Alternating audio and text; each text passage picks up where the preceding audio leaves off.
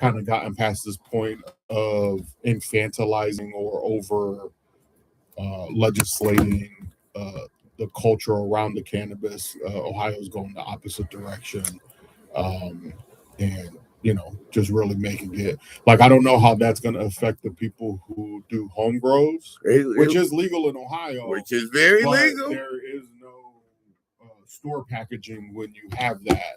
So how will it just creates a weird little a lot of gray area. I have brung this up more than once when we over here, and I said the same thing. So the most legal part of what we're doing here is we are being able to grow weed here, and the way the law is we won't be able to.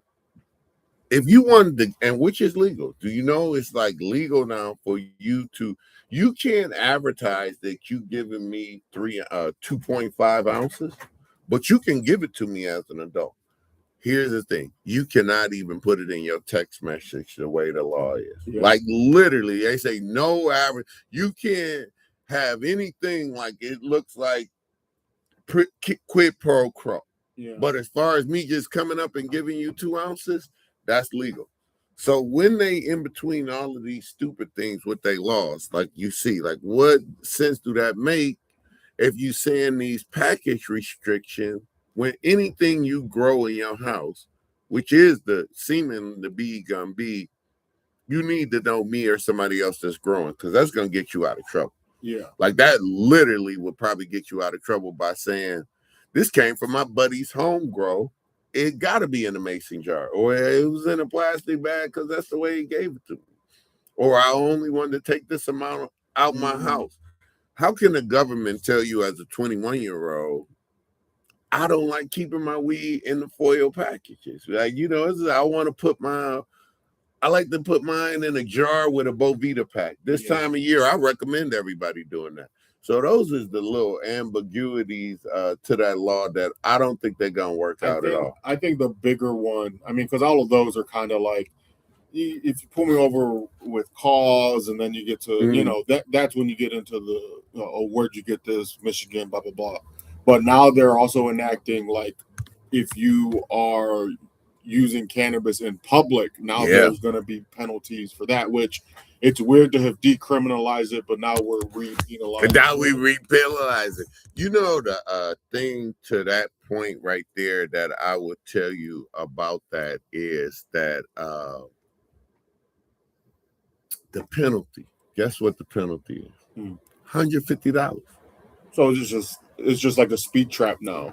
And in Cuyahoga County, it don't hit your records. The cop ain't even gonna write you no ticket. It's a ticket that if you never paid it, nobody gonna do nothing. So you could die with this weed ticket, and it will be no jeopardy except for you'll have another entry for weed. The police gonna record you for getting it, and maybe hell you if you ever got locked up. They were like, "Oh yeah, give me the rest of my money too."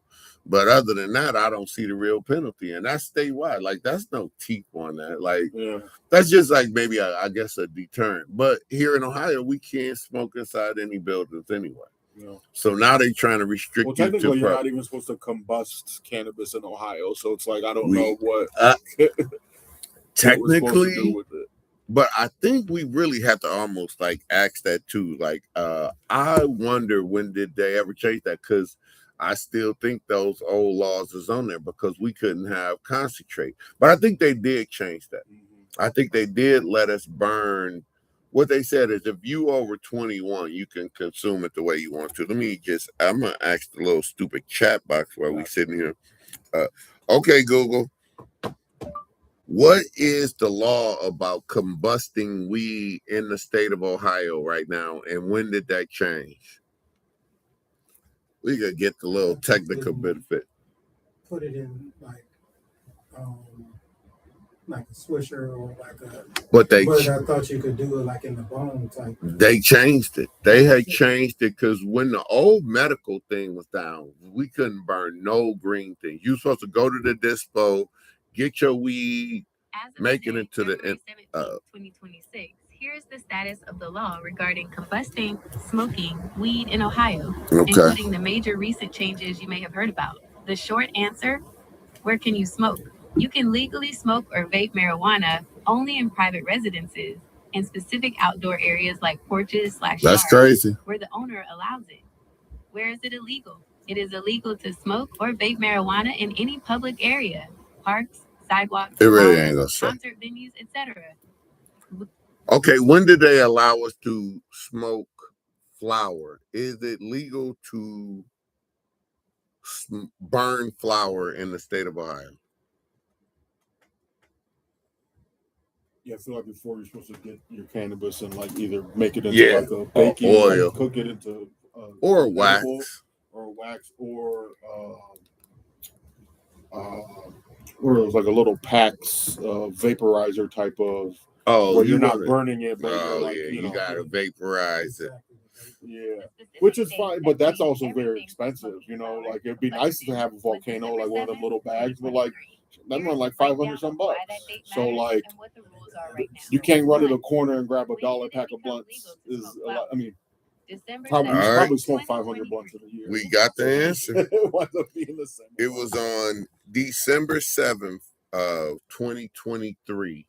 They allowed you to burn flower. So we are legally able to burn flower. But before that was everything just like you said. It wasn't until the recreational users came on after we passed issue 2 went into effect. That's when we got to legally burn weed. And that's like still, I mean, people don't understand. That's like still so old and archaic to the laws. But let's not forget, Michigan, I like Governor Whitmer. She really like let the innovation roll, and then she backdoored them with this 20% pot tax now. So now, like really, and the fallout from Michigan is just now starting to trickle down. Last people I know went up there was they starting to run out of the product. So everything that's manufactured after the first of this year that's new on the shelf will have that 20% tax. Okay. So now you in a Michigan dispensary looking like half the stuff look like your old bargain, because really it's like about 6 months behind because of the processor. It's got to get the stuff they already have in their inventory will not have this new tax. No, but anything they purchase or acquire from that point has a tax on both ends. Like they're paying 20% more and then passing it on to us to pay 20%. Where Governor Whitmer is between the legal gardeners, the legal grow houses, and the retail store. So that's even, it's only 2 places that's got like a distribution hub. That's it's only really kind of 2. Technically, no. So you're supposed to contract with a gardener. The gardener processes it, get it tested, and then you could go in there. Now, since Michigan is recreational, and you can take recreational weed, me and you could grow weed right now in Michigan and go and take it in there. When that store intakes that to put it on their shelf, 20% right there. Okay. So she knocked us off in between the gardener and the retailer. Okay. Which is brilliant to collect the tax money, because if she didn't do that, it'd be hanky-panky on either side of it. Because if she told me that shit, I'd just chop the price and make it accordingly on either side of it. But then when she gonna get you and say you cannot sell it, and then you got to declare that amount of money that you prayed it for, that's when you're gonna get yourself into some. I wouldn't cook the books right there. I've done it. I mean, I don't have a problem with it as long as they're applying the tax money to beneficial practices. Pots for potholes. How you feel about that? I mean, I feel like the infrastructure is important. I mean, most of the bridges and roads in most states are falling apart. So, like, and that's also a finite, like, all right, pot for potholes. Well, all right, we replaced all the roads in 3 years. Now, what can we knock out with this tax money? If it goes for education, if it goes for healthcare, if it goes for infrastructure, stuff like that, that affects the quality of life for larger parts of the community. Like, I don't want it to be oh, we got this tax money and now we're giving it to the owners of the sports team so they can redo the stadium. Like that's not inherently beneficial to me as a citizen. The blowback up there is always the sin tax. They ain't hit the gas, they ain't hit the damn cigarettes again, and then they coming over to somewhere. I almost say I think the market needed about 2 to 3 more years to settle. I don't think they really have like a long enough history to know that such a tax where I'm gonna have a problem with it is you're gonna cut the little man out. You're gonna, but that's most capitalism. It's so sad. So then, guess what that means? 5 farms to be growing all your weed, and that's not what we want, man. That's not what you want. I mean, that's what we don't like about the Ohio law. Like, even with the marijuana laws, it's only, let's say, about in this area 4 testing places, and it's such a narrow thing. Listen, man, when I say closed house, if you first up on that experimental license, and I know this, took that dude like about 3 weeks to get out there. So then you sitting around like, damn, man, that's like 3 weeks. We can't package. We can't get ready to do nothing for it. It's sitting in the oven bash. You trying to like keep it on chill for that way, waiting on this guy to come in. And it don't take long. It be the nerdiest ass dude that you ever fucking seen come in with some fake ass thing, some fake ass fucking shit. He do got real meters, but he just look like an ex-hippie off the Grateful Dead tour. Swear to God. Go through, taste your shit. It don't look super official. And then all of a sudden, your production crew. And that's another thing. Let me tell you the biggest problem with that with Ohio. We as a small business can't pay that staff to just be sitting around. We got day to get this product on the show. And then I'm telling somebody, could you take 2 weeks off or could you wait to this guy? That. My sister and dad work for Ford. They got laid off for a week last week.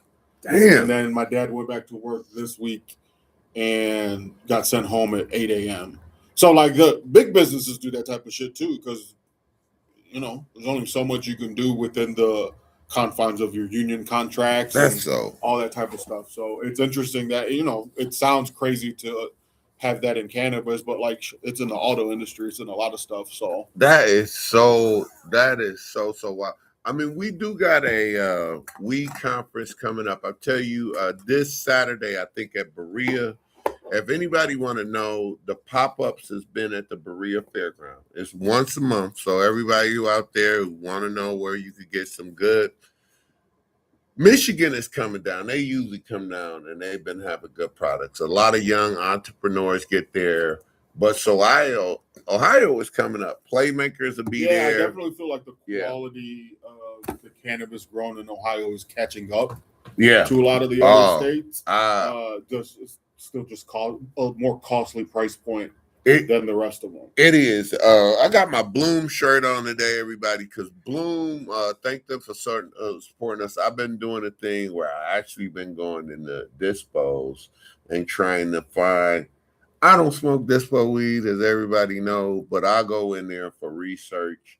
And Bloom did all right. I went out there and I got Wiz Khalifa mints.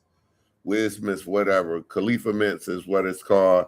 Man. Should have called them Khalifa candies. Khalifa candies is good, man. Listen, man, it was everything checked the boxes, taste, smell. Man, that high dropped off like a champ, buddy. It was like, I was like, from Painesville to my house, I was like, man, your tolerance is also a lot higher than a lot of people who would be getting this stuff at the dispensary. So, like, the half-life for someone else is not as frequent of a user endorsement. It would probably how you feel about that? Like, I think over the years the qualities got better, and if I was a newer smoker, I'd tell everybody you smoking too much. A lot of times my advice when people overcooking it, me and you can finish the whole joint. Literally, you should ash it out. I'll tell y'all the rule of thumb. severe cotton mouth, quit smoking. You overcooking them. The munchies ravaging you. You ate too much. Your natural default is always the munchies. The munchies, your body will say you smoke too much. I'm uncomfortable like that. Eat some food and eat some of this weed down. And that's really it. That is you. 98% of humans default to the munchies. Like it's just one of those things when you overconsume. Now you can become hardened, probably like a me or you. We can just smoke. I won't eat. I ain't gonna even hold you. I gotta like do some labor to eat, but it is that. But absolutely, the cottonmouth is probably the next thing after the munchies. Like you just know you probably. So those are the ways your body's letting you know, like, hey, you need to kind of like when you start getting drunk and like things start getting, you get a little wobbly, you get a little sloppy with your words. That's your body being like, hey, you falling off. That's exactly it. And I like to tell everybody, I never come on this show without telling you about gummies. I have never really got on this show without telling you that you can eat too many gummies. Mm-hmm. I absolutely say that you have to go low and slow. And what do I mean by that? You have to go low dosage. Like if it's a 5 millimeter, 5 is about where you should be starting. I don't think if you rookie and you never did them before, like 5, if you feeling froggy, maybe 10. But 10 could hurt some people. Like I seen some people eat 10 and I'd be like, I don't know. I went to Sunday night at Dunlap last week. Sativa took me out, man. I ain't even gonna hang you. About 40, like had me about to fall asleep on a sativa gummy up in that mug. I don't even know what it was, but my chemistry wasn't right. Maybe too many joints throughout the day. But that was like the first time I saw Deshaun rap, and that was about it, man. But I would say I do want to talk about a little bit about what you got going on, and if people don't know, that's crazy. I got your sticker over here too from his birthday celebration, like about a year or so ago, like way October. But people don't know, like if you don't know, what you have to be living in a rock not to know who Ramon is in here. But you could just be living a regular life and not know who I am. If you in the comedy scene, and especially, let me say this. If you are up and coming comic in the Cleveland scene and you don't know you, I don't know if you're a real comic or not, man. I mean, I will also say that I'm not out and about in the thick of it like I used to be in the heyday. But I'm in my elder statesman. Yeah, even a couple years ago, you ain't around. Like upcoming. I'm starting a series at one of my favorite restaurants, Superior Pho. To spot. Absolutely. I've known the owner for years. Actually used to work there early in my comedy career. That's good. It was a perfect little 10 to 2 shift, Monday through Thursday or Tuesday through Friday, which went really well with comedy. But he had one of those like the Don't Tells or the Secret Society, these little pop-up shows. One of them approached him about doing a show in their space, and he's like, well, if I'm gonna do a show, I want to do it with Ramon. Oh yeah. So we got it set up. So starting Thursdays in March, from 7 to 8 p.m., we'll be doing a 2-person show. So it'll be me working on new material. Okay. And then just one featured comic each week, which is someone I think is funny and someone I like enough to sit and eat with. So that kind of narrows the booking pool down. You gonna do any video with that, or you just gonna do it? I'm gonna capture it. I kind of like, this is my project for the year. So last year I did a series called Funny Feast. At Dunlap's, where each month I did like a taping with like a professional crew for the audio and video, and highlighted 2 comics each time. And a couple people used that material to put together albums, to put together specials. Like TJ Macklin released a special called Late Bloomer that he used. So that's on YouTube. But like, kind of that wound up being just under 20 comics who went through that. So that was my project last year. This year I'm going to focus on doing this Superior Pho show. See how that goes, kind of, because like I like I got their slowest night of the week, and my goal is to fill up that little side room one last time before they close. Oh, you got that. So everyone kind of eating at the same time. I'll play a little bit of my music that I've been making with my MPC, just kind of as people are getting that. Once everyone gets served, I'll start doing my thing.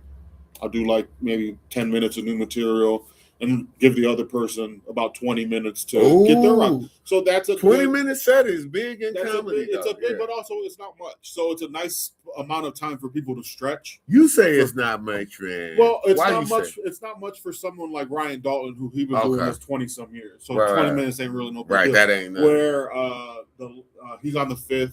On the 12th is John Armstrong, who he headlines the Hilarities. He headlines on the road. So 20 minutes ain't really much to him, but it's enough to I can work on a very specific chunk of stuff I want in that time for people at that caliber. And then the 19th is Stephanie Janese. And the 26th is Alex McLeod. They're some of my favorites. They're both within their first few years, so that 20 minutes is more them getting to spread their wings a little bit, and not because a lot of times with comedy, you're trying to get as much across in as little bit of time as possible. And so now they're getting to kind of stretch out and feel what, like, because 20 minutes, it's more than a host set at the club, but it's less than a feature set. But it's that sweet spot of, like I said, it ain't much, but it's enough to kind of have to step up into. Dropping game on them, though. That's that wisdom when you, like, that's why everybody respect you in this space. Because you, like, you're not like a gatekeeper at all. You're more like a librarian. But you I try feel like let anyone people who has a check show, out that information let them know. And what is it? Why is it like that? Like, I never see time slow down so much as somebody getting up there to do 5 minutes, and it's tough on their ass. Mm-hmm. I swear to God, it seems like the world's clock just goes slow. Mm-hmm. I kind of like that because it's almost really feel like it's playing on, like, make me think time ain't real. Part of that is because they up there struggling, and I don't mind them flopping in the wind. But why is these times, like, is that just been these standards? Is it just like that, like in your experience? I mean, in the standards of time as far as like a club structure, your host is doing 10 to 15 minutes, your feature act's doing 20, 25, and your headliner's doing 45 to an hour. All right, so that's the structure at a club. At a independent show where it's maybe, $10 cover, you come in, we got 5-6 comics on the bill, everyone's doing maybe 8 to 15 minutes. 8 to 15. So ideally you want a show to be about an hour and a half. Okay. All right. So just attention wise, like music, you can listen, you can do other stuff, but comedy, you kind of got to be quiet and actively pay attention. And that's, people don't have that focus. Wow. For long times. When people, let me ask you personally, when you first got going, did it seem like a long time to get through? No shit. Yeah. I mean, and then your perception of it changes because, in the beginning, you're struggling to fill up the time because you don't really know what you want to say. You don't know how you want to say it. As you start to develop your material and develop your act, you start to have a tool belt. I'm doing 5. I could this, and this. That'll get me through it. And now it goes quick because you know what you're saying, you know what you're doing. Then you'll get to the point where, oh, damn, I've already been on stage 20 minutes. I ain't even get to this, that, and the other. So, as your experience develops, it's kind of very similar to Cannabis. If you're smoking, you're starting smoking, you're going to get high right away. Right. You're going to get high right away. Right. But if you keep smoking consistently, you might be at a point, I'm smoking 6 blunts and I ain't even really feeling it. That is very interesting. We are on the Sohigho Cannabis Show, SOHIGHO 216 at Gmail. You got any questions or want any info, hit us up. How is, like, cannabis use? Is it more like common before you go on? Is it more for your writing? For other people, not everyone can handle being high just in their general day. Some people are end of the day smokers, so I'm smoking, I'm going to bed, or I'm at the crib, so I ain't got to worry about being social, saying something, remembering things. Right. For me, I smoked a blunt 10 minutes before I went and take my Comedy Central special. Yeah. Just because I'm that's you. I'm comfortable being Yeah, loud. yeah. So, but for me, that's the same thing as, you know, you'll see a comic on stage with their whiskey glass or their beer. Mm. They're just similar. Yeah. That's what they use. Comfort. I don't drink. It's a comfort thing. Mm. So, and for me, it slows my brain down from overthinking, from being anxious, which helps me smooth out my set. Okay. I'm not, I'm not anxious overthinking it. Yeah. Other people, they'll get high and they'll forget what they're saying. Forget what they're saying. I'm so high, yeah. You know, what's good for me ain't necessarily good for you. Right. And that with comedy and I agree with that. Arts in general. I definitely agree with that because I don't think two systems is alike. Me and you like got a similar palette, but I know it's slight differences in our high because of who we are. Like I bet you, and we could sit here and check the notes and be like, yeah, that's fruity. We compare. We could speak the same language. I know what you're talking about. You say gassy. I know what that means. You say fruity. I know exactly what you mean. Like piney, you know these flavors, and we can relate to that. And I find people with similar palates like that. But I do think it's still kind of unique, and it is that. And I noticed though, some comics though, I'm gonna say in general, do you know I find out that most of y'all are process smokers? And what I mean like that, the whole process is smoking. The getting it, the breaking it down, to what you gonna use. That is all part of it for y'all. Yeah. I promise you. I watch all y'all, and y'all so deliberate about the process. And real super piehead assholes like me who only want to just get high. I don't give a shit. Yeah. Quicker I can get that bitch lit. Yeah. But I enjoy, down. Like you said, I enjoy the process of breaking it up, rolling it. I don't use a poker. I have papers. I roll it myself with my hand. And I enjoy being able to sit and roll up a bunch of joints, and they all look pretty much the same. They look similar to your stuffed cone, right? But just handmade.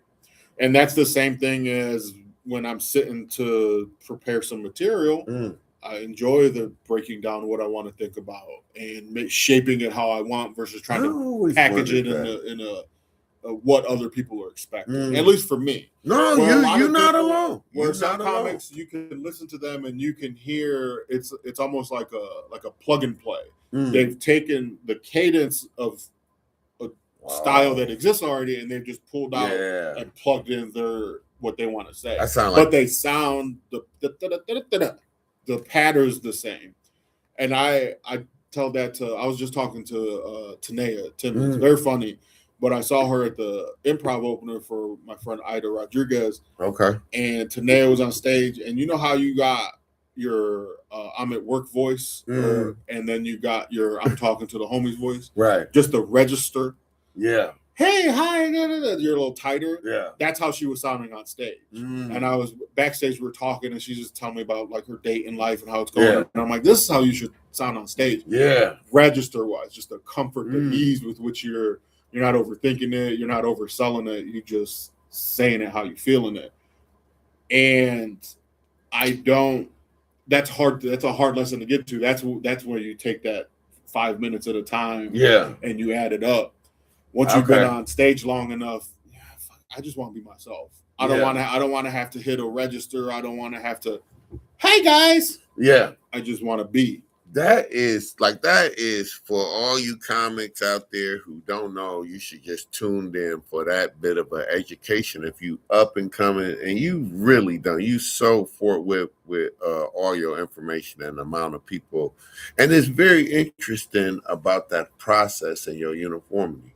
Now, I don't think our buddy Armstrong pre-roll shit, but is he a process smoker? I'm trying to tell you, he likes the process. Even if you interrupt him in the process, like, okay, we gonna smoke anyway. But once his process start to do it, he will see it all the way to completion, no matter what else. I noticed that, and I was just looking at that structure from the comics I do know.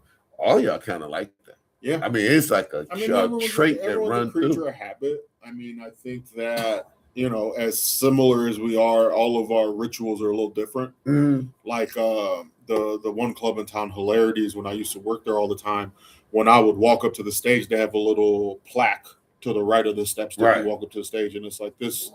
It's some memorial plaque about, like, because it used to be like a opera house, way back in the day. Yeah, and every time I was walking on stage, I just touch it. Yeah, that's part of my ritual of taking that stage. I don't have to touch something every stage I go to, but that specific space, when I'm going on stage, I touch that. Boom, that's just part of. But not everyone who works there. A lot of people don't even look at that sign. Right. So, but they might stretch before they go. Yeah. They might, you know, everyone's preparatory steps to get on that stage are a little different, but we all have a little bit of idiosyncrasies that we not have to go through, but if I don't get to smoke my blunt 20 minutes before my Comedy Central special, I'm gonna be a little anxious when I'm doing it. Right. So very interesting. I know I do want to talk a little bit about the mic that doesn't end.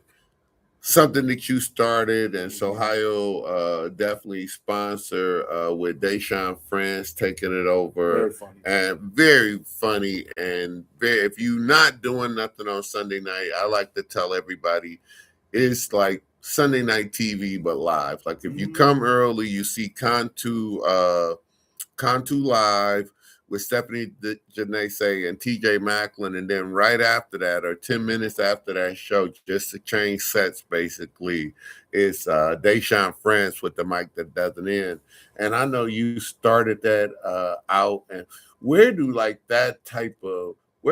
even come up with that concept, the mic that doesn't end, and got that going? I called it that because that old Lamb Chop song, this is the song that doesn't end. Oh, yeah. And they just keep on. And so it's just a name of the show. Okay. So, but the concept of it, because some weeks there'd be 5 people on the mic. We'll be out of there. We'll be at home at 10:30. Other times, there's been times because I do the Google form for sign up. It's 30, 40 people sign up. You better believe it. Go till almost 1 a.m. 1:30, I've been in there the latest. And so not every show is like that. Right. But the possibility of it is right. There. And that shows, he was asking about open mics before the show. There's open mics every night of the week around Cleveland, and they all got a little different structure. True. Some of them, like there's a show tonight that's called 1 More Minute, and it's at the Winchester. It starts at 9:45. Okay. And there's everyone gets 60 seconds. And there's a couple people who get 5-minute sets. But everyone's just getting a minute. And that's kind of modeled after that show Kill Tony, which is kind of this very similar thing. So, and that gets a lot of people at it. Okay. So there'll be 30, 40 comics at that. They're only doing a minute though. Right. So that's 40 minutes. Right. If everyone's just doing a minute. Most mics are going to be anywhere from 3 to 5 minutes. I feel like 5 is like it's too much time and not enough. Yeah, I got you. Too much time. If it's someone who's never done it before, they're probably it's gonna be a little sloppy. They might probably gonna run the light. They don't know because they don't know what 5 minutes feels like up there. Right. They know what 5 minutes feels like on the clock. But in that mic, I'm trying to tell you, it's a time warp that happened between that comedy and time somehow. Yeah. And it depended on how good. I promise you, when somebody struggle, I don't know if it's me or just the perception of it, but boy, it be going long. I was like, we done gained the extra month while they up there on a 5-year situation, because they do be like just finding their way. But I do like that platform, because then every now and then, we get some people in there. I don't never not leave there without laughing good, at least 2 or 3 good times. At least somebody gone. Get me something good to have a belly ache and laugh. That's another thing. We talk about laughing tonight at 8:00. We got Hot Mess in the evening. That's another show man, let me tell you right now, it ain't a show since the last, I don't know. We crack each other up, and we some hard, we'll talk to you about each other. EP say something stupid, he know he'll get it. Vice versa. Yeah. Last week they roasted me up to death. I don't even know what it was, but they stayed on my ass for a minute. And we had a great show last week too. It was fun and entertaining. And EP really, when you talk about, he always keeps saying he gonna come over here because he really is. He's super duper talented. He's a good reporter. He could rap.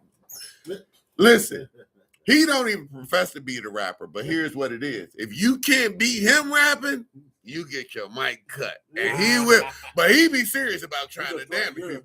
He is the threshold. And when he say, "Oh, I got you," it usually means because he got you. And he really, like last week we had, what was her name? We had Princess, might as well call her Princess Pussy, but Princess Love, whatever. What's her name? Man, she's naked as hell up in here, but what's her last name? Her name is Princess Love. Yeah, Princess Love. He do good, but like EP could get up on the mic and like we all fun. Everybody's over mics. I'm gonna get some more new material and get out there. Yeah. And so if that was or you don't even need to, sometimes it's just getting up there and just something on your head, something on your heart, and you just think about it. I mean, that's what a lot of like sometimes you just like, oh, you're up here because you can't afford therapy or you feel culturally weird about going to therapy. Like sometimes it's just talking through shit. I did notice something about you comics too, though. It is a style of that you do have. I learned from you anyway. But you always say, I'm just going to talk about what I do it in a day. And if it's humor to come out of it, that's one thing. And it keep you fresh and it don't keep in your talent. But being around you, I know you got another bag and you dip into that bag. I'm going to let y'all know what you see at the open mic nights and you see somebody on a professional bill. That's not, go see his professional show. They saving them fucking jokes for you and they gonna make you laugh harder. They like hold that back. And a lot of times what I think people, you go to a free show, you're gonna get a free show for quality wise. Like you can't have a dude do his Cat Williams hour-long special with all this shit right at Dunlap for no pay because it's gonna be old material. So I see why just being around y'all, why y'all hold that back, because to people who you might not think funny. Alex is a perfect example of that. Like, but when she do her 20-minute, like, laid down, almost got to see the process of her taking jokes off of open mic, and now that's incorporated in her 20 minutes, and she will crack you to freak up. Like, I mean, that is totally different than what you see. I just want people to know, like, it is a separation, but, like, if you at a hosted like Superior Foe that's coming up. And a little shout out to John Armstrong in the same neighborhood. We'll be doing at the Crowbar. He's just going to do 1 week a month and try to blow it out. So look for that. That's over in St. Clair Superior area where we trying to reimagine that neighborhood too. So we welcome y'all coming over there because some entertainment, not this. Yeah. And we need a lot more about that. But and then, you know, part of what I'm doing this year is working with you with those Arts Fest over there. That's big. Getting the entertainment and the comedy with that, and from doing it last year, Brown Voice interested. So that's so big. Set up something with them. Meet with him this week. So like, you know, while Superior Fuzz gonna be my main regular, just kind of work on stuff. Right. You know, figuring out a show structure that is unique and distinct and scalable for Brown Hoist is also on my agenda for this year. So that will be a little different parameters than Superior, but hopefully it will be, you know, it can be a mic, it can be a contest, it might be, you know, the show structure I built for Cleveland Public Theater, that soft launch. I developed a show that blends like comedy, music, and like improvised creativity. Maybe that finds a home with Brown Voice. So I'm always trying to expand what I do and am as an artist, but also find spaces that you need spaces to fail as you develop. That's weird. Well, So, you know, I can fail at Superior Foe, but the people I'm having on aren't gonna fail. Right. Does that make sense? That makes sense. And that makes perfect sense. The function of the mic that doesn't end, it was an open mic, but really that was just an excuse for me to play my music every week. Okay. So yes, there's artists going up and performing, Right. but also, hey, I made these beat loops. Like, Right. are people So you bobbing their being head? real slick. But that was for me. Mm. That was for my success or failure was just music, because I know what I'm doing with comedy. Right. I didn't know what I was doing with music, so it was just kind of a test space for that. That's so wow. Now, a couple years later, now I'm at a point where I feel more confident and comfortable with music. So now I don't feel as out of place building a show structure around my music being part of the foundation of it. Yeah. Now that, and I will say, Deshaun and John and every other comic that you had last year at the Art Fest. And shout out to the Voice of Radio, one of our title sponsors, along with Ramon Rivas and the Art Fest this year. You guys got us so much feedback that's still going on. The amount of people, what we met, Rhonda Brown, that was shot. I'm going to give y'all flowers. Rhonda Brown, who was over the arts, City of Cleveland, right? I think she has a City Hall type job over there. Mm-hmm. Y'all impressed her. We didn't even get that feedback till about a month and a half ago. Never had talked to her before. I knew those people in the neighborhood, like they was waiting on you. Like, I don't know. They was like, man, when the comedy start? Hey, when the comedy start? And you left a lasting impression on those. A lot of those people who hold back in the bar really wasn't out there in the cheers, but whatever y'all was doing resonated so well. And it's so funny because for us, there was maybe 10 or 12 people in the physical in front of us. Right. So it's one of those like, all right, well, we can just be loose, have fun, whatever. Yeah. But to know that there were people who were paying attention that weren't in our presence is interesting. It is very interesting because we don't solicit no, we might ask you how you doing. This was just out their mouth. What you liked about the Art Fest? I liked the comedy. I was like, I couldn't have paid for that. Yeah. And that's like one of the city officials who in this art department. But then it is always that question that I always have for you, and we always discuss why comedy is not looked at as more of an art form. I mean, I think that, I don't know, it really depends because, like, if you look at the cultural seed of everywhere that there's been a comedy club in Cleveland. So the original Cleveland Comedy Club is where Shortstop is at Progressive Park. Like, that's where, so when they tore that down. Yeah, damn. Hilarities open on 6th Street, and it is where the RTA main office is on 6th Street. Mm-hmm. That was the former home of Hilarities Comedy Club. Okay. Right? RTA bought that building, and so Hilarities lost that spot in 94 or 95, right? So from that point until they opened on 4th Street in 2002, they did pop-ups at Playhouse Square while the dude was running around getting money to take that. Now, if you look at all those spots, comedy drew people to where the stadium is now. Right. That, this area is viable, we can build something. Yeah. Warehouse District was not what it was. Comedy. When they opened, comedy brought foot traffic, clubs, restaurants. Oh, this is nice area. We can. RTA buys that building. True. Comedy, foot traffic to Playhouse Square, in addition to the plays and theater acts they do, but brought people on a regular to that. Oh, this is a beautiful space. We should revitalize this. Right. Okay. Boom. Now open on 4th Street. You could still drive up and down that street when they first opened. Yeah. There was a Wendy's across the street, wig shop down the street. Yep. And that vision he had of opening that space is why 4th Street is now like a crown jewel. Like when they come to Cleveland for sports or for politics or anything, they're on 4th Street. Now, comedy was the seed that brought a lot of that attention to those spaces, but it's not appreciated for that for whatever reason. Now, we are in some stupid ass classes about developing neighborhoods and reimagining community. And I'm lucky because you and John Armstrong with the Brown Hoist is giving us an opportunity to plant some seeds. I'm going to stress that the hell. We got an incubator to put this in. Yeah. If you could back that up and you ain't just smoking that good ass weed, this might be something that's incredibly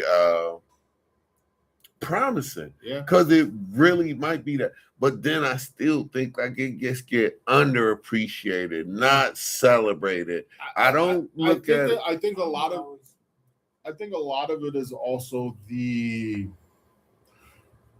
don't always frame and position ourselves As comics or as art. We don't frame ourselves as artists. I'm just telling dick jokes at a bar. More political.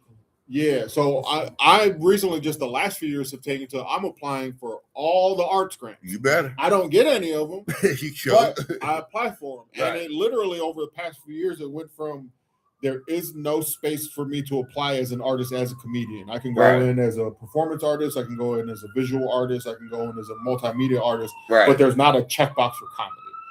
That was 3+ years ago. That was the reality, right?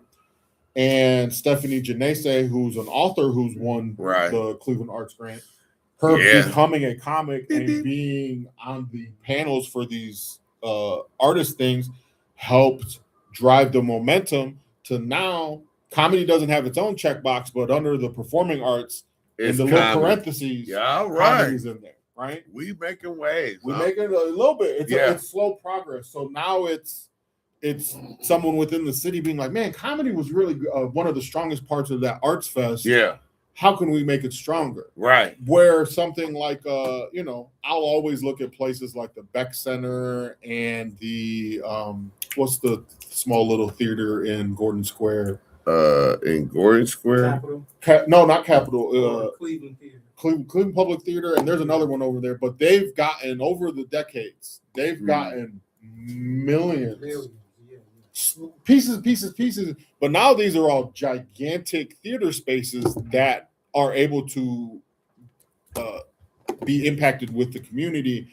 And I don't think that the comedy clubs in town frame themselves in that same way. Yeah. They're businesses. Right. I'm trying to sell you chicken fingers, chicken tenders. I'm not trying to sell you culture. See, that is all just framing. We go into that. And I hate to say it, that a lot of times artists get that shade on them. Mm-hmm. Unless we start and do something on our own from the rooter or the tutor. EP a great example. He's a good businessman. You're a great businessman. You know how to go get the venue. You get respected.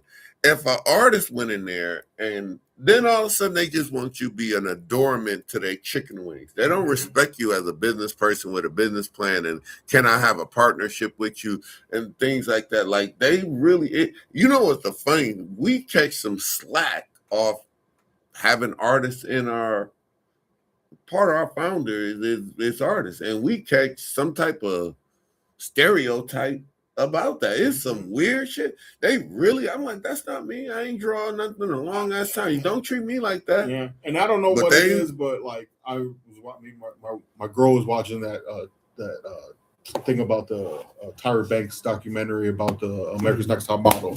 And basically the concept of it was Tyra Banks like, I'm gonna make this show to help people who are not looked at as models by the industry get a foot in the industry. Yeah. That was her. Right. That's why I'm doing this. By the end of it, the stigma attached to people who went through America's Next Top Model, they were not viewed as models because they went through this thing that's so that fucked was up. Designed. That's so fucked up. So it's a I don't know what, and I feel like comedy goes through a very similar. Okay, I got you. The intent of it and the application and reaction to it are not always equal. That's so good. And so I think it comes down to, like I said, artists framing and positioning themselves as artists and following through on that to the utmost. Yep. And I don't think everyone's willing to maintain that follow through. But hopefully more and more people are they getting there. Hip to it.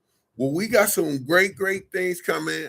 We want to get all your information, where you're gonna be at, what you got coming up, and where can people reach out to you? Any major products you want to plug or anything? My website is blazerramon.com, BLAZERRAMON.com. Mm-hmm. I got like 5 or 6 albums of comedy available across streaming platforms that are in regular rotation on SiriusXM, Spotify, whatever you listen. And then I've got a couple instrumental music projects that I've released. So you can also listen to those on there.